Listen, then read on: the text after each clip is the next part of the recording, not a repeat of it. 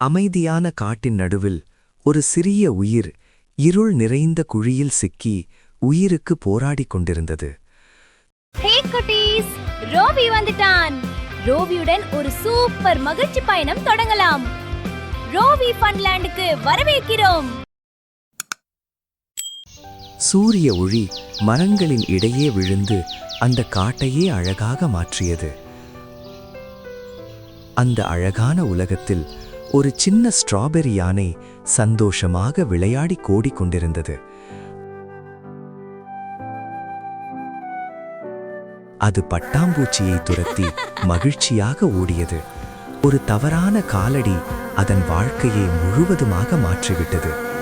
நிலம் உடைந்து அது ஆழமான குழிக்குள் விழுந்தது. அந்த இருள், அந்த அமைதி அதன் உள்ளத்தை உறைய வைத்தது. அது உதவி கேட்டு கத்திக்கொண்டே இருந்தது. ஆனால் யாரும் கேட்கவில்லை. அது மீண்டும் மீண்டும் ஏற முயன்றது. ஆனால் ஒவ்வொரு முறையும் கீழே விழுந்தது. நேரம் கடந்து கொண்டே இருந்தது. அதன் நம்பிக்கை குறைந்து கொண்டே போனது. அந்த நேரத்தில் ஒரு சிறுவன் அந்த வழியாக வந்தான். அவன் ஒரு சத்தத்தை கேட்டான். அது மிகவும் பலவீனமான உதவிக்குரல். அவன் அந்த சத்தத்தை பின்தொடர ஆரம்பித்தான். அவன் கீழே பார்த்தவுடன் அவன் இதயம் உடைந்தது. அந்த யானை அவனை பார்த்தது. அதன் கண்களில் உதவி வேண்டுகோள் தெரிந்தது. அவன் அழ ஆரம்பித்தான். ஆனால் உடனே உதவி கேட்க ஓடினான். அவன் முழு குரலில் கத்தினான், யாராவது உதவுங்க. முதலில் யாரும் நம்பவில்லை. ஆனால் அவன் விடவில்லை.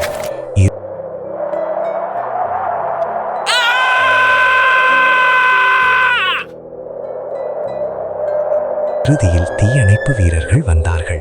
அந்த நேரத்தில் லியோ சுவாசிக்க முடியாமல் கீழே விழுந்தது.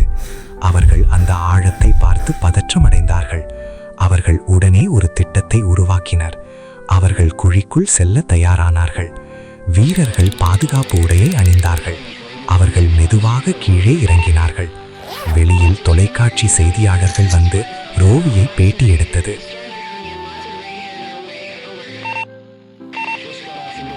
பெரிய இயந்திரங்கள் அழைக்கப்பட்டன.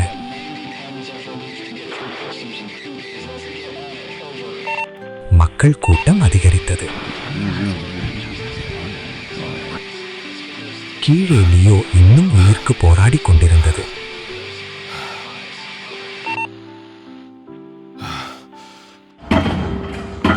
அவர்கள் பக்கவாட்டில் குழி தோண்ட ஆரம்பித்தார்கள். அடுத்து என்ன நடந்தது? லியோ எப்படி காப்பாற்றப்பட்டது? அடுத்த பாகத்தை தவறாமல் பாருங்கள். மேலும் புதிய வீடியோக்களுக்கு லைக், ஷேர் மற்றும் சப்ஸ்கிரைப் செய்யுங்கள்.